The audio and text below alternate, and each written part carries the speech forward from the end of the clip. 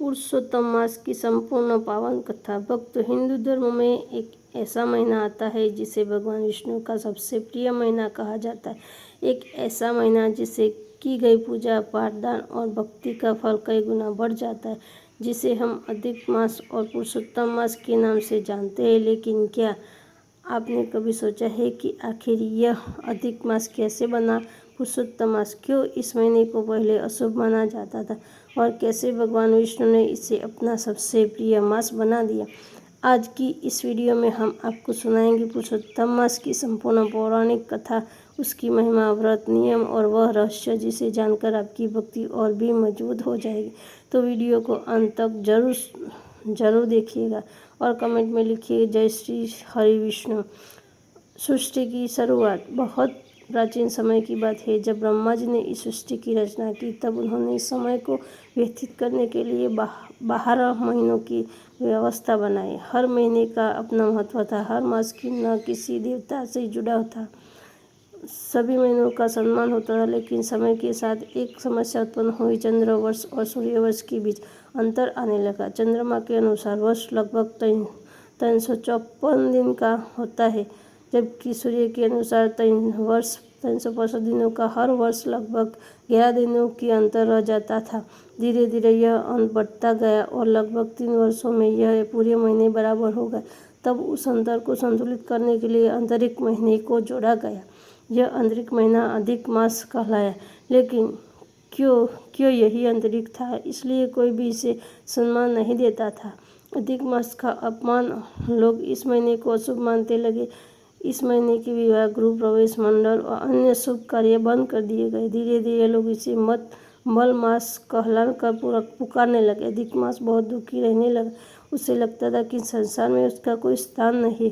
बाकी सब महीनों का कोई ना कोई स्वामी था, लेकिन अधिक मास का कोई स्वामी नहीं था। एक दिन वह दुखी होकर देवताओं की सभा में पहुंचा। उसने हाथ जोड़कर कहा, हे देवताओं, संसार मुझे तुच्छ समझता है। सब मेरा अपमान करते, मुझे अशुभ मानता है। क्या मेरा कोई अस्तित्व नहीं है? देवताओं ने उसकी बात सुनी, लेकिन कोई भी उसे स्वीकार करने को तैयार नहीं हुआ। ब्रह्मा जी के पास दुखी होकर अधिक मास ब्रह्मा जी के पास पहुंचा। उसकी आंखों में आंसू थे। उसने कहा, हे प्रभु, मैं बहुत अपमान सह चुका हूँ। मुझे कोई सम्मान नहीं देता। कृपा करके मेरी सहायता कीजिए। ब्रह्मा जी ने गंभीर होकर कहा, हे मास, मैं सृष्टि का रचयिता हूँ, लेकिन तुम्हारा दुख केवल भगवान विष्णु ही दूर कर सकते। तुम वैकुंठ जाओ। वैकुंठ धाम की यात्रा। अधिक मास रोता हुआ वैकुंठ धाम पहुंचा। वहाँ भगवान विष्णु शेषनाग पर विराजमान थे। माता लक्ष्मी उनकी चरणों दबा रही थी। भगवान विष्णु का तेज देखकर अधिक मास भावुक हो गया। वह भगवान के चरणों में गिर पड़ा। रोते हुए बोला, हे प्रभु, संसार मुझे मल मास कहकर अपमानित करता है। कोई शुभ कार्य समय में नहीं होता। मैं अपमान सहते सहते थक गया हूँ। अब आप ही मेरी रक्षा कीजिए। भगवान विष्णु की कृपा। भगवान विष्णु का हृदय दया से भर गया। उन्होंने अधिक मास को उठाया और प्रेम से कहा, हे मास, दुखी मत हो। आज से मैं तुम्हें अपना नाम देता हूँ। अब तुम पुरुषोत्तम मास कहलाओगे। भगवान ने आगे कहा, जैसे मैं सभी देवताओं में श्रेष्ठ हूँ, वैसे ही तुम सभी महीनों में श्रेष्ठ कहलाओगे। जो भक्त इस महीने में भक्ति करेगा उसे 1000 गुना फल मिलेगा। जो दान करेगा उसे अक्षय पुण्य मिलेगा। जो मेरा नाम जपेगा उसके पाप नष्ट हो जाएगी। मैं स्वयं इस मास में निवास करूंगा। यह सुनकर अधिक मास आनंद से भर गया। उसका दुख समाप्त हो गया। देवताओं ने भी भगवान विष्णु के इस निर्णय को स्वीकार किया। तभी से अधिक मास पुरुषोत्तम मास कहलाने लगा। पुरुषोत्तम मास की महिमा शास्त्रों में कहा गया है कि इस महीने किया गया जब तब गुना फल देता है। व्रत और पूजा पाप की नाश होता है।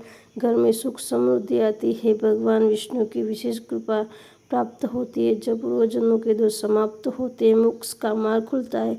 इस महीने में केवल सच्ची भक्ति और साधना का महत्व माना गया है। एक गरीब ब्राह्मण की कथा। पुराने समय में एक गरीब ब्राह्मण था। वह बहुत दुखी रहता था। उसके घर में गरीबी थी और जीवन में कोई सुख नहीं था। एक दिन उसके एक संत मिल गए। संत ने कहा, यदि तुम पुरुषोत्तम मास में भगवान विष्णु की सच्चे मन से पूजा करोगे तो तुम्हारे सभी दुख दूर हो जाए। ब्रह्मा जी ने श्रद्धा से व्रत रखा, प्रतिदिन दीप किया, भगवान विष्णु का नाम जपा, गरीबों को भोजन कराया। धीरे धीरे उसके जीवन में चमत्कार होने लगे, उसके घर में धन आने लगा, परिवार में सुख संतुष्टि लौट आए। ब्राह्मण समझ गया कि भगवान विष्णु की कृपा है।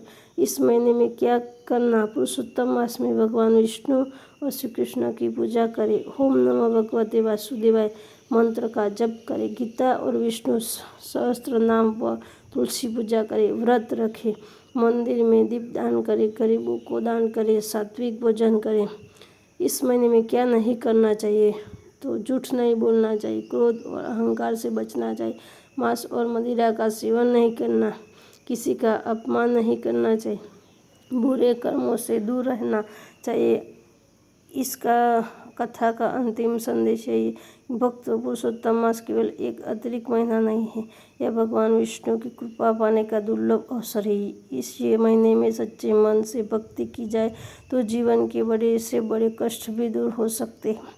भगवान विष्णु स्वयं कहते हैं, जो भक्त पुरुषोत्तम मास में मेरा स्मरण करेगा, मैं उसके जीवन को सुख और शांति से भर दूंगा। अगर आपको यह पावन कथा पसंद आई हो तो वीडियो को लाइक करें, शेयर करें और चैनल को सब्सक्राइब जरूर करें और कमेंट में ज़रूर लिखें। जय श्री हरि विष्णु। धन्यवाद।